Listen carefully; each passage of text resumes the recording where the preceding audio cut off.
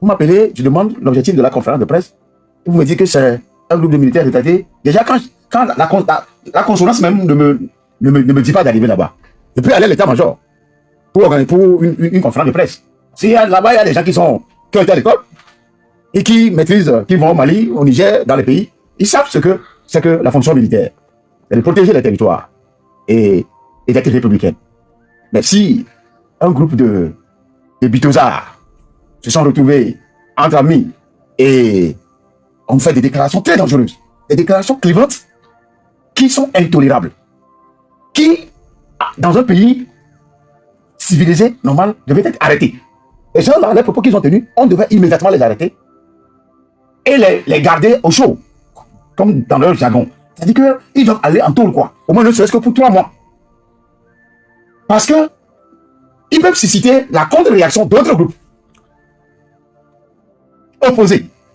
Parce qu'ils sont allés loin, ils ont dit des choses que ceux qui hasarderaient à s'opposer à des décennies, plusieurs décennies, que Faure Gnassingbé devait faire. Je paraphrase ce qu'ils ont raconté. Hein. Devant, eux, ils sont prêts, ils ne vont pas lâcher prise. C'est-à-dire, ils sont prêts à apporter leur soutien à Faure Gnassingbé pour aller jusqu'au bout. C'est quoi cette manière gauche-là de raconter des conneries? Ça peut être des conneries. Moi, un enfant, qui sur mon papa racontait des choses comme ça, mais arrivé à la maison, tu ne vas jamais encore oser aller sur une antenne le dire. Ce que je rappelle un ministre.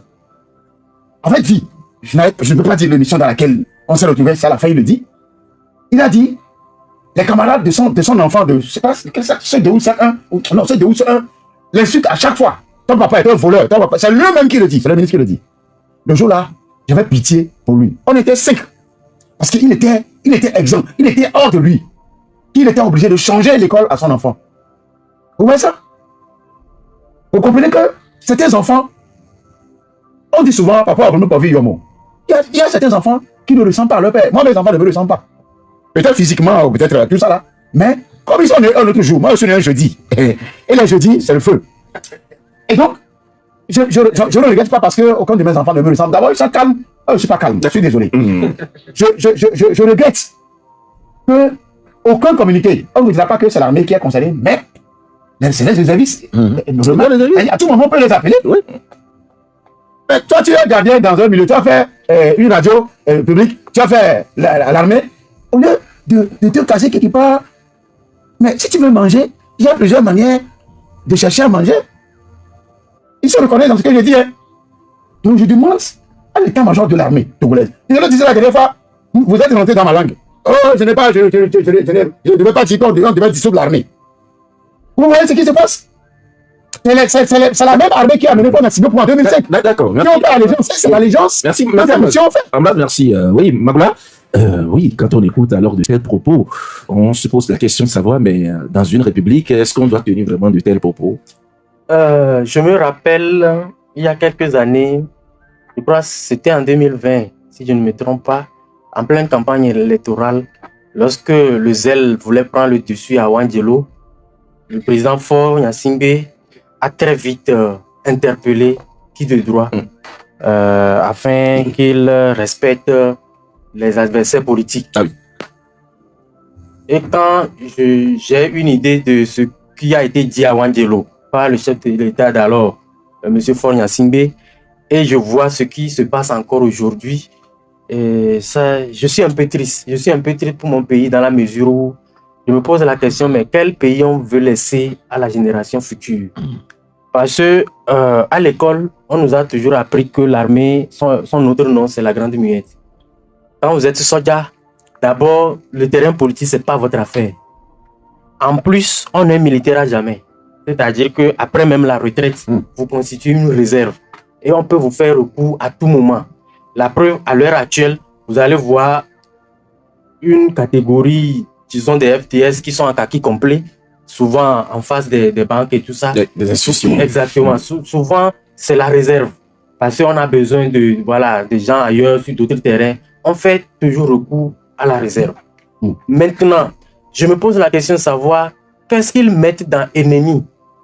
Parce que jusqu'à preuve du contraire, sur un terrain politique, on ne parle que d'adversaires politiques.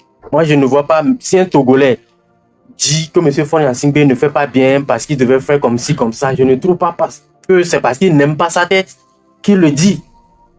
Tout simplement parce qu'en tant que citoyen togolais, il estime qu'il ne gouverne pas bien et que selon lui, il pense que c'est comme ça qu'il devrait le faire. C'est tout simplement ça. Mais que nos amis qu'on a vus dans la vidéo parlent d'ennemis qui se retrouvaient sur le chemin de Fonia Singbe vont les croiser aussi sur le chemin. Je me pose des questions. Qui est l'ennemi de qui? C'est le peuple. Ouais. Et je suis encore plus attristé de voir que dans la masse, ou celui qui est même devant, c'est un journaliste. Ça m'a beaucoup plus attristé. Vous voyez, le doyen qui lisait, c'est quelqu'un qui nous a beaucoup fasciné. Quand il est au journal, la radio Lomé, mais ça fascine parce qu'il a une voix radiophonique, une voix qui tonne et ça attire. C'est un peu comme Laurent Sadou à l'époque à RFI. Vous vivez quand il présente le journal. Mais quand je le vois faire ce qu'il a fait la dernière fois, je dis, mais qu'est-ce qu'il est devenu après la retraite? Mais c'est pas bien ça. Parce que quand tu es un modèle pour les gens, il faut rester tel, il faut rester une lumière pour les gens. Mais vous ne pouvez pas, il peut se cacher dans la masse. Mais pourquoi il est devant? Parce que les gens l'ont connu comme ça. Beaucoup ne l'ont pas connu comme militaire. Mais les gens l'ont connu comme journaliste. Mais quand un journaliste, fut-il retraité ou pas, tu te mets devant la masse pour dire que quelqu'un qui ne s'aligne pas dans la logique de gouvernance de M. Fonia Singbe est son ennemi. Je suis désolé. Il peut parler d'adversaire. Mais encore que, en quoi ça le concerne lui? Pour dire que tous ceux qui ne sont pas d'accord avec M. Fonia Singbe vont les retrouver sur leur chemin. En quoi ça le concerne? Non, je suis vraiment désolé. Et ça me rappelle un peu en 2020. Vous voyez, quand M. Fonia Singbe allait prêter serment, vous avez vu ce qui s'était passé avec le regretté président Abdoulaye Souma. Au lieu de jouer son rôle protocolaire comme président comme président de la Cour constitutionnelle, ouvrir le bal et voilà, et constater la régularité de l'élection et déclarer le gagnant pour qu'il prête serment. Vous avez vu ce qu'il a fait? Il s'est mis à insulter proprement Agbeyome, paix à son âme, Poduro, paix à son âme, pour parler même des tonneaux vides qui font du bruit et tout ça. Mais tout juste à côté au Bénin, l'autre fois, vous avez vu, c'était trop beau. Le président de la Cour constitutionnelle et son bataillon, ils étaient arrivés, il a ouvert la séance, on a donné la parole au chef greffe et des greffiers et qui a lu le compte rendu des élections et tout ça. Et puis, en 2 ou 3 minutes, on a déclaré vainqueur M. Wadani et on l'invite à prêter serment. Et ça s'est arrêté là. Ouais. C'est pas beau ça? Pourquoi les gens n'aiment pas ce qui est beau, ce qui est bien ailleurs, que ça se passe chez nous? D'accord. Mais c'est malheureux ça. D'accord. L'autre, celui qui a lu, il était militaire. C'est en 92 avec la grève qu'on les a ramenés dans certains médias et lui il est apparu à Radio Lomé. Merci beaucoup, cher confrère. On va aborder le dernier sujet. Le dernier sujet, c'est bien sûr cette question de vision Togo 2040. Oui, il y a des journaux, bien sûr, qui sont revenus là-dessus par rapport à ce séminaire gouvernemental. Romaric, le changement, vous écrivez ce matin, séminaire gouvernemental sur les perspectives à l'horizon 2040, une rencontre de plus qui laisse les Togolais clochardisés par la misère sur leur faim. Alors, est-ce que vous pensez vraiment que c'est une rencontre alors de plus? Ce n'est pas la première fois que le gouvernement ou le régime du président Fonia Singbe nous présente des visions.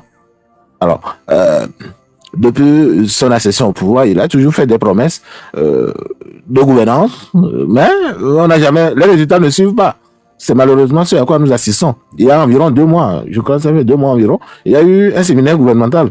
Et un autre qui survient et on nous dit qu'on est déjà en 2040 alors qu'on n'a pas encore fini 91. Je veux dire quoi?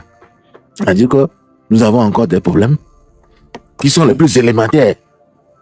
Problèmes d'eau, problèmes d'électricité, problèmes de salle de classe, d'éducation, des problèmes de santé. Ces problèmes sont les problèmes les plus élémentaires. Et qu'on suppose qu'en 20 ans, 21 ans de gouvernance, on aurait pu commencer par avoir un début de solution, mais on a l'impression que c'est le statu quo. Alors, nous disons qu'on se retrouve déjà en 2040 avec une incidence où le taux indiciaire de la pauvreté à 15%. C'est-à-dire que, vous savez, on peut dire ça à des Togolais qui peuvent le croire. C'est-à-dire qu'ils sont suffisamment appauvris, clochardisés, c'est ce que nous disons,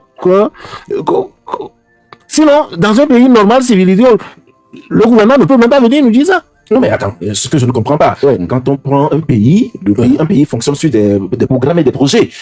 Tout récemment, nous avons vu, même au Bénin, à côté de nous, il y avait ce plan ou cette vision Bénin 2060. Et donc, quand on prend un pays qui fait alors de vision pour les années à venir, est-ce que ce n'est pas aussi quelque chose qui va de soi?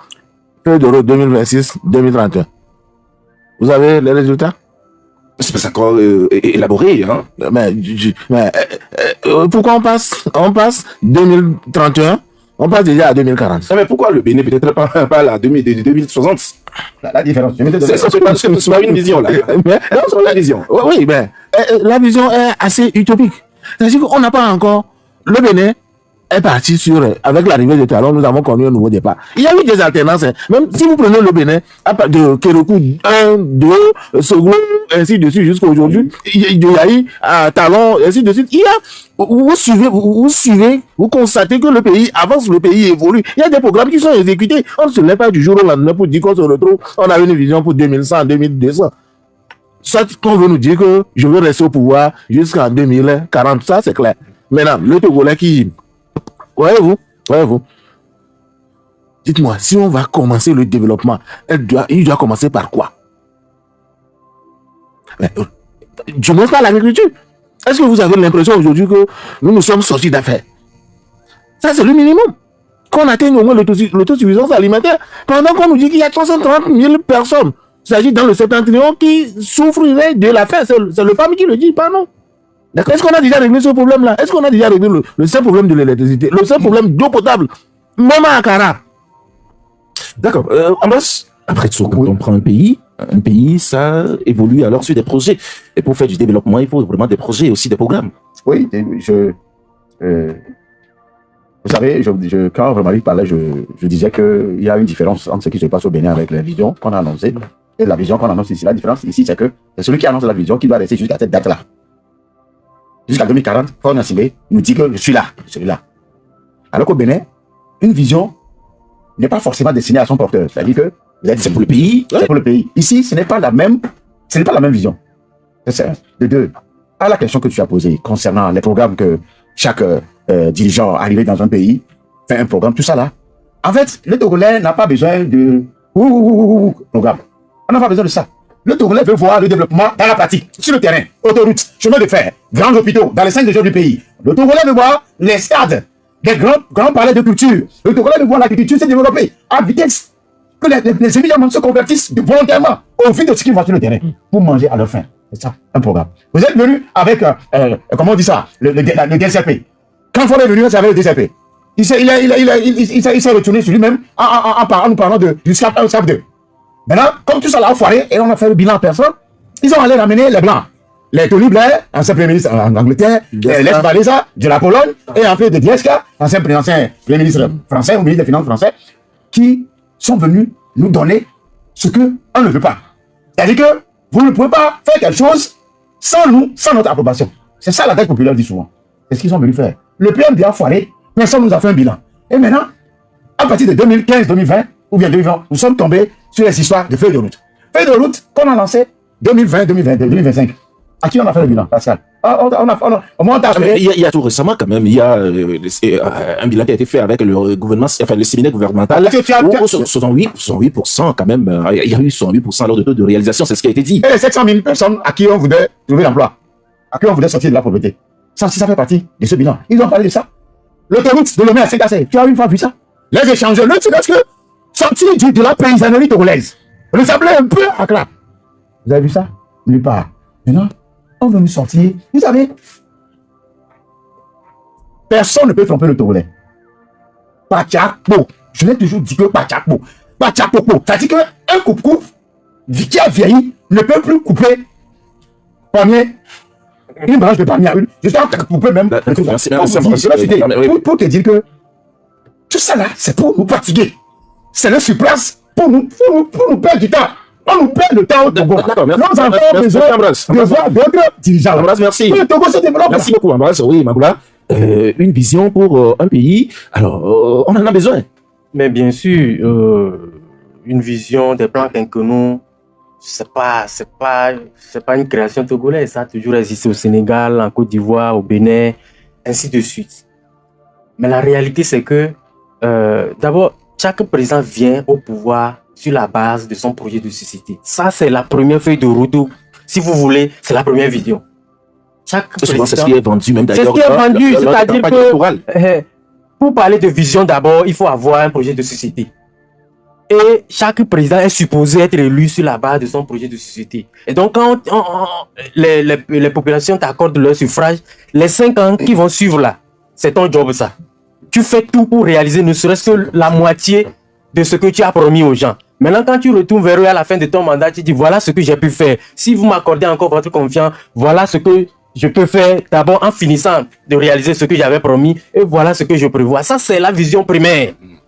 Et dans des pays que vous citez là, Bénin, Côte d'Ivoire, tout ça, c'est ce que le commun des mortels fait. Ça, c'est plus rien pour eux.